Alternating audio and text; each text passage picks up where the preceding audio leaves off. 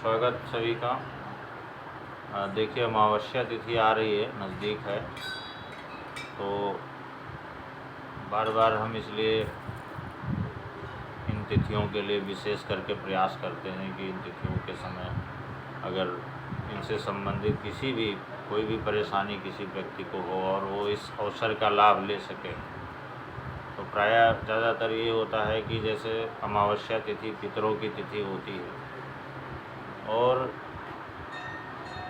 बहुतायत कुंडलियों में आज के समय में ऐसा देखा जाता है कि ज़्यादातर जो है पितृदोष होता है, और पितृदोष होने के फलस्वरूप जो है आदमी संघर्ष भी करता रहता है, तो उसके संघर्ष के अनुरूप उसके मतलब परिश्रम के अनुरूप उसको सफलता नहीं मिल पाती। कई बार पारिवारिक दिक्कतें हो जाती हैं, संतति पे फर्क पड़ जाता है, संतति आगे आने वाली पीढ़ी पर, आने वाली संतान पर फर्क पड़ जाता है, संतान सुख की कमी हो जाती है, और अगर संतान है तो संतान बिगड़ जाती है या उसकी उन्नति तरक्की रुक जाती है, अकारण जो है कलह कलेश हो जाता है, अकारण रोग ग्रसित हो जाता है व्यक्ति, बहुत सारी चीज़ें होती हैं। और पितरों की जो पितृदोष से संबंधित जितनी भी चीज़ें हैं वो एक प्रकार से स्थानांतरित होती रहती हैं, ट्रांसफ़र होती रहती हैं एक दूसरे में,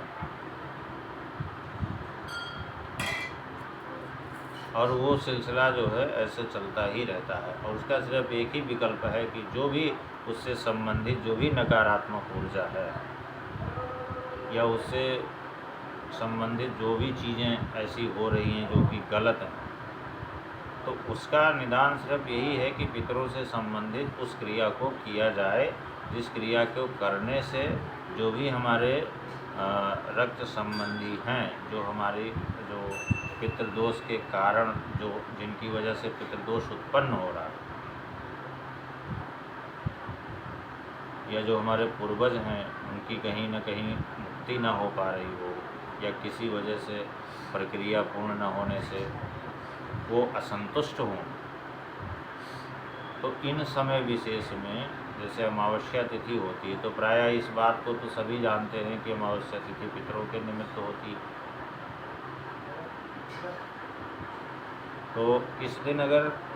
उससे संबंधित मान लिया ये सब जो भी परेशानियां बताई गई इससे संबंधित कोई भी इन चीज़ों से ग्रसित है, तो इस दिन अगर वो कुछ करता है तो उसका प्रभाव अन्य दिनों की अपेक्षा ज़्यादा मिलता है। और प्रत्येक महीना यानी महीने भर के बाद में ये तिथि जो है आती है, महीने में एक बार अमावस्या पड़ती है। तो कभी कभी ऐसा भी होता है कि कोई अमावस्या जैसे खास दिनों में पड़ जाती है, शनिवार को पड़ जाती है तो शनिवार ही हो जाती है, मंगल को पड़ जाती तो भौमवती हो जाती है, सोमवार को पड़ती तो सोमवती हो जाती है, और इन जिन जिन वारों में पड़ती है उन वारों में उसका उस तरह से नाम होता है, उस तरह की संज्ञा होती है और उसी तरह उसकी विशेषता होती है। आज जो हम बात करें आगामी जो आने वाली अमावस्या है, इस बार अमावस्या का जो संयोग है वो 2 दिन पड़ रहा है, 7 मई और 8 मई। तो 7 मई को जो अमावस्या तिथि प्रारंभ होगी लगभग 11:40 पूर्वाह्न 11:40 पर अमावस्या तिथि प्रारंभ होगी, और 8 मई को प्रातः लगभग 8:50 तक रहेगी। तो अब सबसे पहले तो मैं इस चीज़ को क्लियर करना चाहूँगा कि अगर 2 दिन अमावस्या का योग है तो पितरों का कार्य किस दिन किया जाए। पितरों से संबंधित जो भी कार्य है, मान लिया कोई पितृदोष से संबंधित कोई भी कार्य करता है, पिंडदान करता है, तर्पण करता है, ब्राह्मण भोजन कराता है, या और बहुत सारे जो छोटे छोटे उपाय हैं मैं आगे इस वीडियो में बताऊंगा, आप अंत तक इसको देखते रहें कि क्या और छोटे छोटे उपाय हैं इसके अलावा। तो पिंडदान, तर्पण, ब्राह्मण भोजन और उनके निमित्त श्राद्ध करना और भी प्रक्रिया से श्राद्ध करना। इसके अलावा भी कई सारे छोटे छोटे ऐसे उपाय हैं जिनको करके पितृदोष से मुक्ति प्राप्त हो सकती है, पितरों की मुक्ति हो सकती है। तो सबसे पहली बात यही है कि अमावस्या को मतलब पितरों से संबंधित जो कार्य है वो किस दिन किया जाए और स्नान और दान किस दिन किया जाए। तो चूँकि श्राद्ध से संबंधित जितने भी कार्य हैं या पितरों के निमित्त जो भी कार्य हैं उनमें यही कहा गया, अक्सर शास्त्रों का मत यही है कि वो हमेशा जो है अपराह्न काल में होना चाहिए। कुतब काल की बात कही गई है, अपराह्न काल में। तो चूँकि अमावस्या पूर्वाह्न जो है 11:40 से लग जाएगी, इसलिए पितरों से संबंधित जितने भी कार्य हैं वो ब्राह्मण भोजन है, तर्पण है, पिंडदान है, वो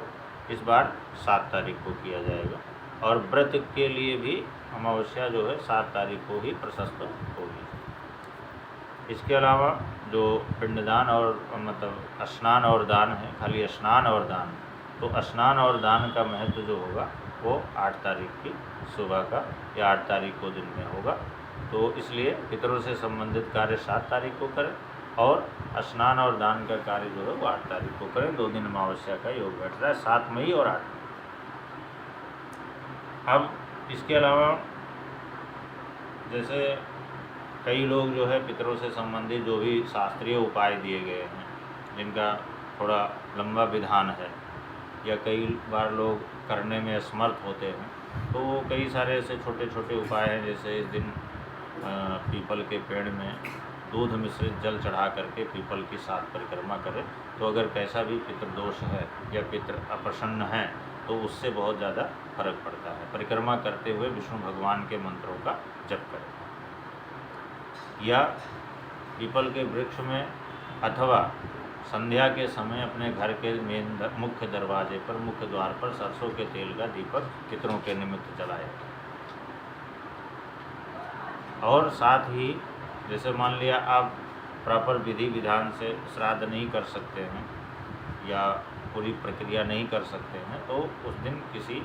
ब्राह्मण को, शुद्ध ब्राह्मण को भोजन कराओ। भोजन में मिष्ठान्न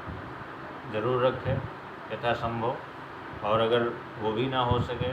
तो किसी ऐसे गरीब और जिसको आवश्यकता हो ऐसे व्यक्ति को भोजन करा सकता है, दान दे सकता है। और भोजन करा करके जो है उसको दान भी जो भी यथासंभव हो सके देना चाहिए। श्राद्ध चूँकि श्रद्धा का विषय है तो उसमें ये नहीं है कि कितना देना है, लेकिन अगर संभव हो तो उसको वस्त्र आदि भी दे सकता है, उसको कुछ दान दक्षिणा भी दिया जा सकता है। तो इस तरह से ये 2-3 कार्य ऐसे हैं। और इसके अलावा तीसरा चीज़ ये है कि अगर आप किसी पवित्र नदी या जलाशय में जा कर के स्नान करके पितरों के निमित्त तर्पण कर सकते हैं, उनको जल दे सकते हैं, तो उससे भी पितृदोष से मुक्ति हो जाती है। और पितृदोष के फलस्वरूप अगर पितृदोष है और पितरों की प्रसन्नता है तो उसके फलस्वरूप जो जो भी चीज़ें होती हैं वो मैंने आपको बताया। तो ये सब कुछ ऐसी चीज़ें हैं जिनको करके व्यक्ति साधारण रूप से अमावस्या तिथि, जो कि एक विशेष तिथि है, एक पितरों के निमित्त की तिथि है, तो उसका लाभ जो है लिया जा सकता है। और एक बार पुनः बता दें कि पितरों से संबंधित जो भी कार्य करना है वो 7 मई को करना है और स्नान और दान 8 मई को करना है। 2 बार अमावस्या का सहयोग पड़ रहा है, तो इसलिए इस चीज़ का लाभ लें। और वैसे भी तो प्रत्येक दिन भी हमें हमारे शास्त्रों में विधान है कि पितरों के निमित्त भी दान इत्यादि करना चाहिए, लेकिन अमावस्या में किया गया दान पितरों से संबंधित या वैसे भी साधारण रूप से भी अगर कुछ दान किया जाता है तो उसकी विशेषता ज़्यादा होती है। यही अमावस्या तिथि की विशेषता है। और इस बारे में अगर किसी को विस्तृत जानकारी चाहिए हो तो वो जानकारी प्राप्त कर सकता है हमसे संपर्क करके। बहुत बहुत धन्यवाद।